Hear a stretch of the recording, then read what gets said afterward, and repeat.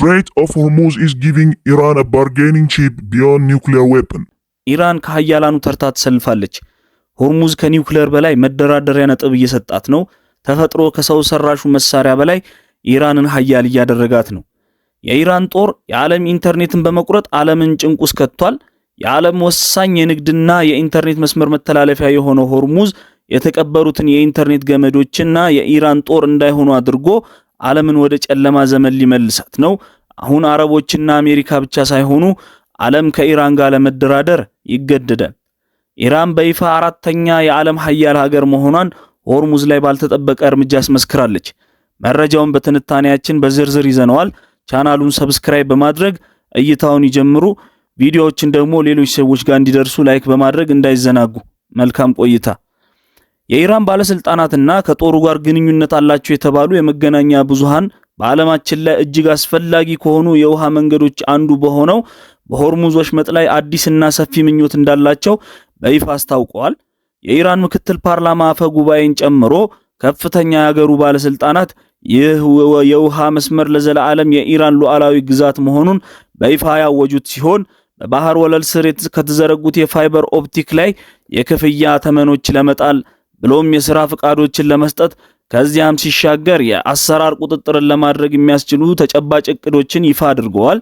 እነዚህ በባህር ስር የሚገኙት ገመዶች እጅግ ከፍተኛ መጠን ያለውን የዓለም አቀፍ የኢንተርኔት ፍሰት የሚያስተላልፉና በቀን ውስጥም በትሪሊየን የሚቆጠር የፋይናንስ ግብይቶችን የሚያከናውን በመሆናቸው ለዘመናዊ የዓለም ኢኮኖሚ እንደ መጠባበቂያ መሰረተ ልማት ብቻ ሳይሆን እንደማይታይ የጀርባ አጥንት ተደርገው ይወሰዳሉ።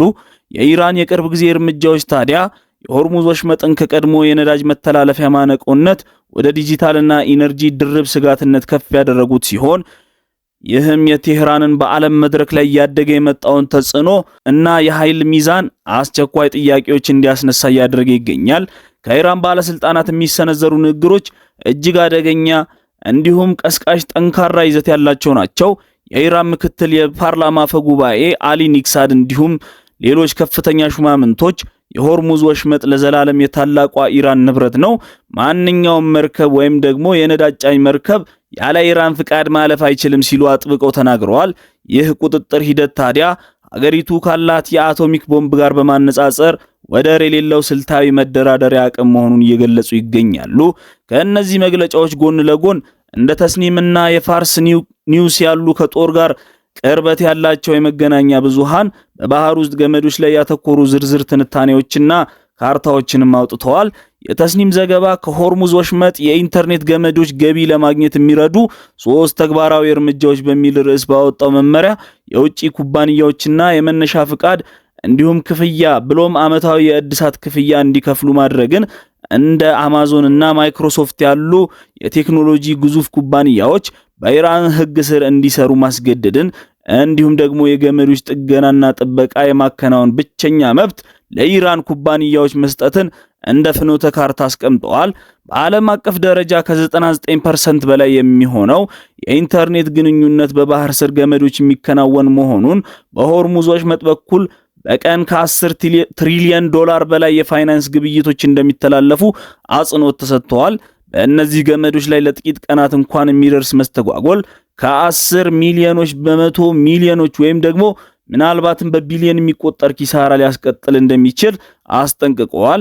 ይህ መግለጫ ዝም ብሎ ዛቻ ብቻ የቀረበ አይደለም። እንደ አውሮፓውያን የዘመነ ቀመር በወርሃ ሚያዝያ 2026 ተስኒም ያወጣው የቀድሞ ዘገባ እንደሚያመለክተው ከሆነ የተባበሩት አረብ ኤምሬትስ፣ ኳታር እንዲሁም ባህሬን፣ ኩዌት እና ሳውዲ አረቢያን የሚገለገሉበት ገመዶችና የክላውድ መሰረተ ልማት ካርታ አውጥቶ ነበረ። ትንታኔው ደቡባዊ ባህረ ሰላጤ ሀገራት ከኢራን በበለጠ በእነዚህ ባህር መስመሮች ላይ ጥገኛ መሆናቸውንም የጠቆመ ሲሆን የመረጃ ማዕከላቸውን እንደ ስልታዊ የጫና ነጥቦች አድርገው ፈርጀዋቸዋል። የሆርሙዝ ወሽመጥ በፋርስ ባህረ ሰላጤና በኦማን ባህረ ሰላጤ መካከል የሚገኝ ጠባብ መተላለፊያ ሲሆን በዚህም ጠባብ በሆነው ቦታ ላይ ስፋቱ 21 ማይል ብቻ ነው። በተለመደ ሁኔታ ከዓለም አቀፉ የባህር ላይ ነዳጅ ንግድ 20 እስከ 21 በመቶ ያህሉ እንዲሁም ደግሞ ወደ 30 በመቶ የሚጠጋው ፈሳሽ ተፈጥሮ ጋዝ ኤልኤንጂ በዚህ መስመር ያልፋል። የወሽመጡ ሙሉ በሙሉ መዘጋት ወይም ደግሞ ከፍተኛ መስተጓጎል የነዳጅ ዋጋን ሰማይ እንዲነካ ከማድረጉም በላይ የአቅርቦት ሰንሰለቶችን ሽባ በማድረግ አፋጣኝ ዓለም አቀፋዊ የኢኮኖሚ ድንጋጤን ይፈጥራል። በርካታ ዋና ዋና የባህር ስር የኢንተርኔት ገመዶች በዚህ ወሽመጥ ያልፋሉ። እነዚህ ፋይበር ኦፕቲክ ገመዶች አትክልት ውሃ ማጠጫ ትቦ ያልበለጠ ውፍረት ያላቸው ቢሆኑም በውቅያኖስ ጥልቀት ውስጥ እንዲቆዩ ተደርገው የታጠቁና ብሎም ደግሞ አህጉር አቋራጭ የመረጃ ፍሰቶችን የሚሸከሙ ናቸው። ባለሙያዎች እንደሚጠቁሙት ምንም እንኳን የዓለም ባህር ስር ገመዶች ከ97 እስከ 99 በመቶ የሚሆነው ዓለም አቀፍ ኢንተርኔት ፍሰት ቢይዙም በሆርሙዝ ወሽመጥ ያለው ብዛት ከፍተኛ ተጋላጭነትን ይፈጥራል። የባህረ ሰላጤው ሀገራት ከአውሮፓና ከኤዥያ ጋር ለመገናኘት በእነዚህ መስመሮች ላይ በእጅጉ ይተማመናሉ።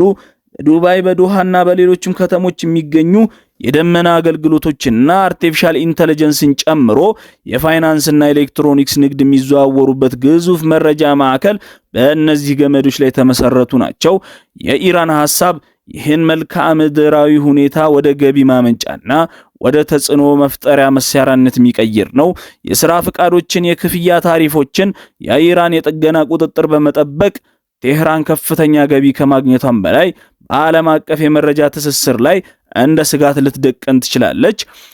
ኢራን ከአሜሪካ ከቻይናና ከሩሲያ ጎን ለጎን አራተኛው ኃይል መንግስት ሆና እየመጣች ነው። ኢራን በዓለም ላይ ካሉት ትልልቅ የባሊስቲክና የክሩዝ ሚሳኤል ክምችቶች አንዱ በክልላዊ ግጭቶች የተፈተኑ ብሎም የላቁ ሰው አልባ አውሮፕላኖችና በሊባኖስ፣ በየመን፣ በኢራቅና በሶሪያ የተዘረጉ ተላላኪ ኃይሎች የእነዚህ ሁሉ ባለቤት ኢራን ስትሆን የባህር ኃይሏ ምንም እንኳን ሰፊ ውቅያኖሶችን የመቆጣጠር አቅም ባይኖረውም በባህረ ሰላጤ ውስጥ ለሚደረጉ ፈጣን ጥቃት ጀልባዎችና ፈንጂዎችም ብሎም በባህር ዳርቻ መከላከያ ስልቶችም በሚገባ የታነጸ ነው። እስካሁን ከጦርነቱ በፊት በኢራን ላይ ባይታይም የኢራን ባህር ኃይል በመርከቦች ላይ ትንኮሳ መፈጸምም ብሎ ወሽመጡን የመዝጋት አቅም እንዳለው በተደጋጋሚ ያሳይቷል። የቅርብ ጊዜ ግጭቶችም ኢራን የመቋቋም አቅሟ ምን ድረስ እንደሆነ ያሳዩ ናቸው። ቴህራን ምንም እንኳን መሰናክሎች ቢገጥሟትም በሚሳኤል ጥቃቶች፣ በድሮኖች ድብደቦችና በተላላኪ ኃይሎች አማካኝነት ኃይሏን በማሳየት